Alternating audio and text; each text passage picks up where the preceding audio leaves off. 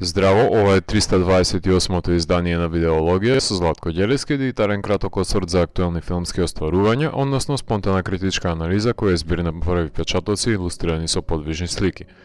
На денешниот репертоар е The Boy and the Heron од Хајао Мијазаки, во кој станува збор за Махито, чија мајка починува за време на Втората светска војна и заедно со неговиот татко се преселуваат во рурален предел во Јапонија, каде една чапја го поведува да открие еден таен свет кој се наоѓа од другата страна на постоењето во преминут во една прастара кула, свет во кој вовлечена е и неговата нова мајка, односно сестрата на неговата почината мајка со која живее заедно татко му, која ќе се обиде да ја спаси и при тоа осознавајќи и квалитетите и вредностите кои треба да го направат момче подготвено да се носи со предизвиците на надворешниот свет.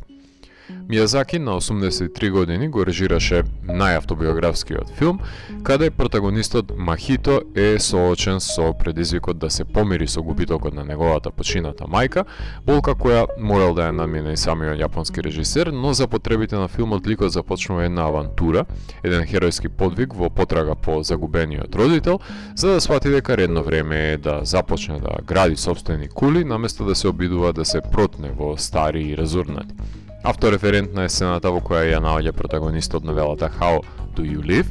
од Гензабуро Јошино, насловот на филмот на јапонски, книга која му ја има подарено мајката на Хајао,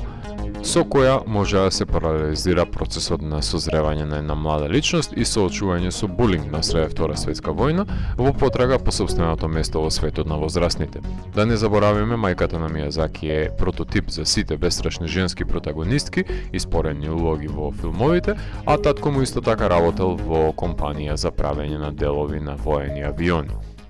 Богатството во стилскиот израз на Мијазаки лежи во неговата нескротлива имагинација, затоа што неговите протагонисти, иако ги запознаваме во реалноста, како во случајот на Махито, наоѓаат премин да се нурнат во бесконечниот свет на невозможното, каде може да се обидат и грешат, без ригидни реперкусии, имајќи ја безбедноста да го најдат состојниот глас во потрага по зацртаната мисија, да бидат херои во состојниот живот, да го впрегнат и стават под нивна контрола, затоа што смртта има одземено витален дел од нивното постоење, кој ќе се обидуваат да го придобијат назад на секој можен начин. Оваа заслепеност знае да стане токсична и фиксацијата на непомирувањето со случајното да биде животен хендикеп, кој со помош на интригантните споредни ликови треба да го надмине Махито, што говори за дидактиката на филмовите на Мијазаки, која е од корист за најмладите гледачи, поради која го добива надимакот јапонски Волт Дизни. Меѓутоа, и најмладите и возрастните може да уживаат во беспрекорната анимација. Имено Мијазаки дозволува да се одвојат кадри за преовладување на природата, било кадри, односно инсерти на облаци и полиња во филмската стварност, а во имагинарниот свет ја воочуваме неговата ненаминлива вештина за дразнење на нашите сетила со трансформативните облици и бои во масовните сцени кои изнудуваат во одушевување и восхит. Природното и надприродното се во еден нераскинлив амалгам, формулација која изискува еден соневит свет, односно безпрекорен анимиран указ, каде атавистички се пренесува мудроста на тајната на постоењето од една на друга генерација, што е од помош за изнаоѓање на патот за изодување на херојот низ енигматичниот, мистериозен свет со парабола која изнудува од чудување.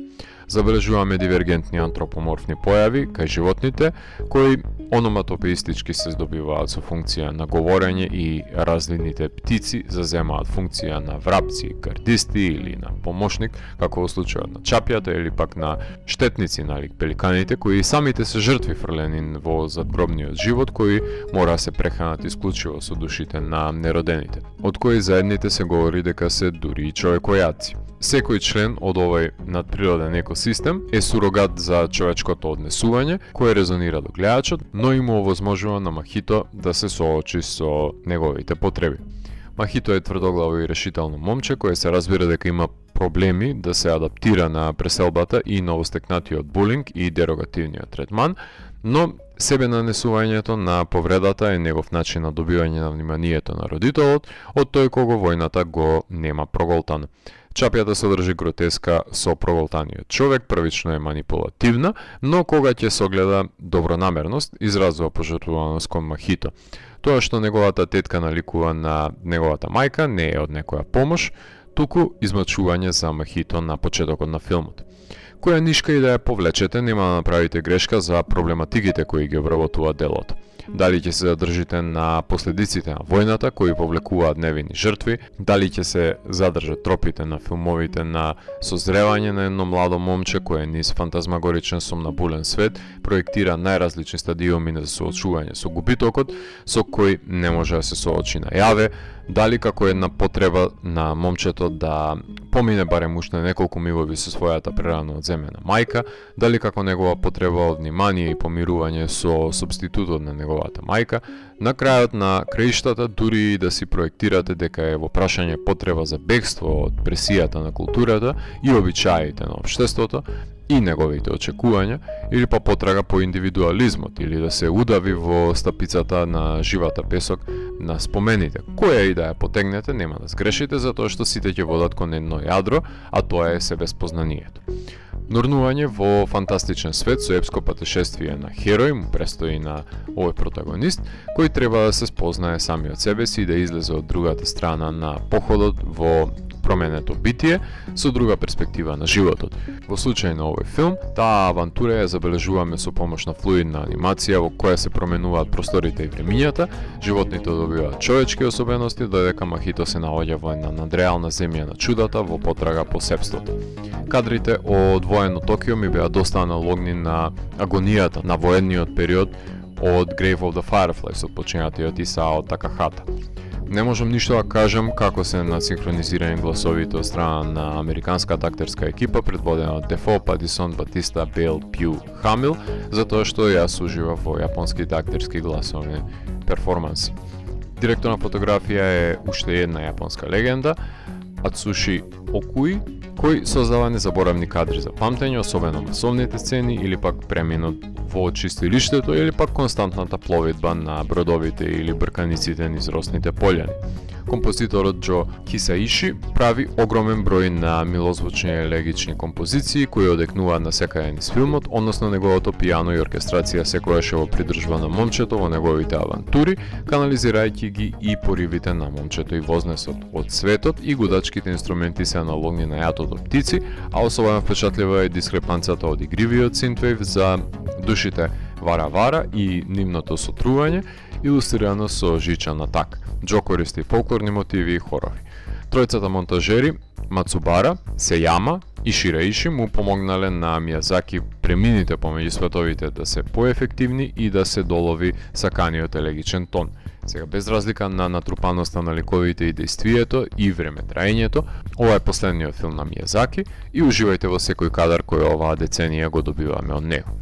Јапонскиот режисер Хајао Мијазаки цела своја филмска кариера ја посвети на промовирање на јапонскиот анимиран филм, станувајќи јапонски Спилберг со кој имаат израснато многу бројни генерации. Кариерата на Мијазаки се простира половина век, започнувајќи од раните 70-ти години на минатиот век, кога ги работи анимираните серии Lupin the Third и Future Boy Conan, кој ги синтетизира во долгите Conan the Boy in Future и Lupin 3 The Castle of Cagliostro.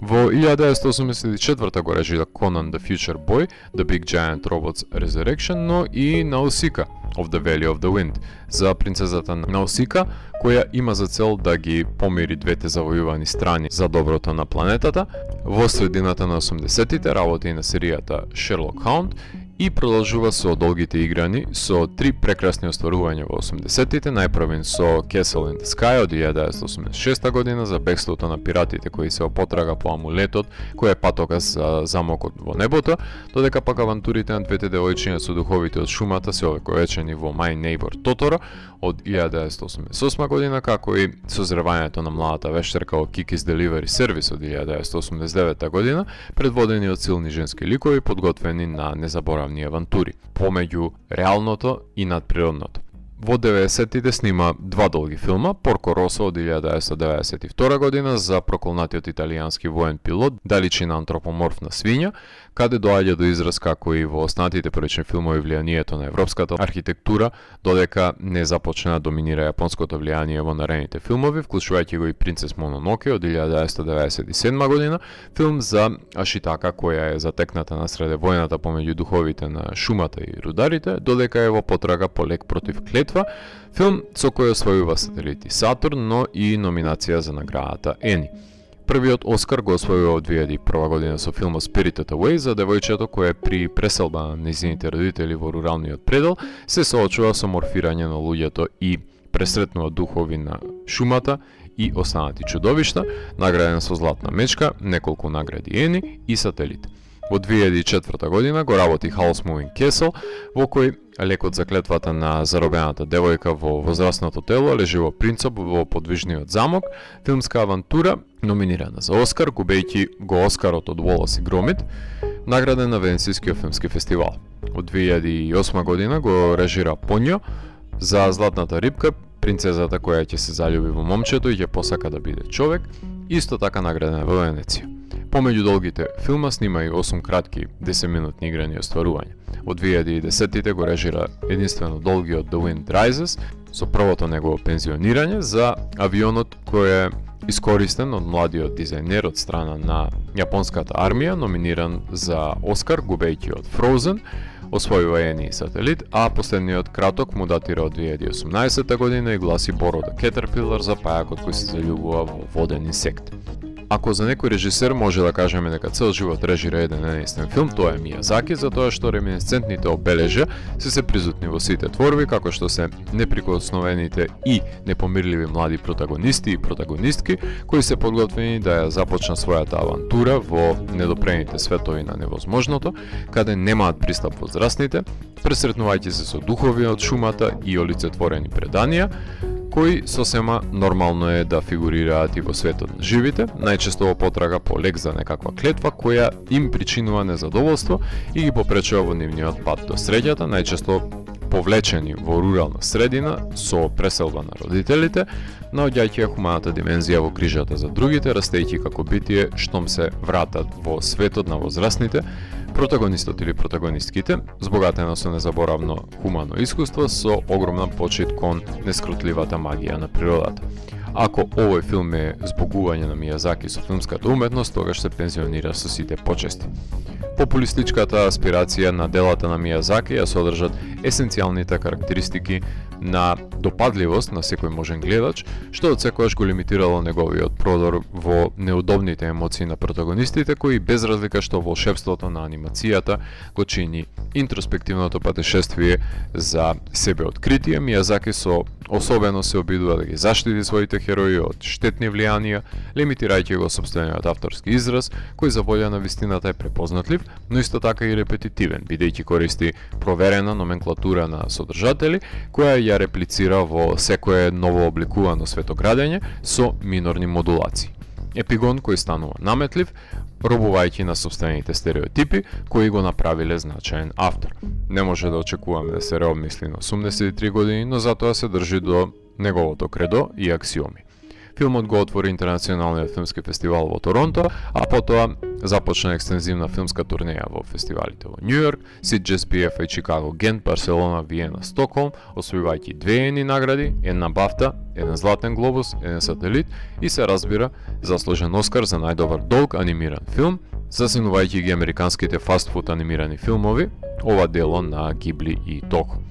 Рефлексивен филм во кој младиот херој протагонист открива вистини за битисувањето со одисеја во еден заскриен имагинативен свет, преку кој ќе може да се помири со губитокот и да започне да конструира собствен духовен дом, кој нема да може да му го одземе војната. Визуелно задоволство за најмладите и за возрастните херои во собствените животи. Ако морам да го евалуирам, тогаш The Boy and the Heron од мене има 4 од 5. Доколку би се допадна 328-то издание на дигиталната архива Видеологија, лајкувајте го видеото, споделете го и следете го каналот. Последете и поснатите рецензии на виртуелната полица. Ви благодарам за вниманието. Поздрав!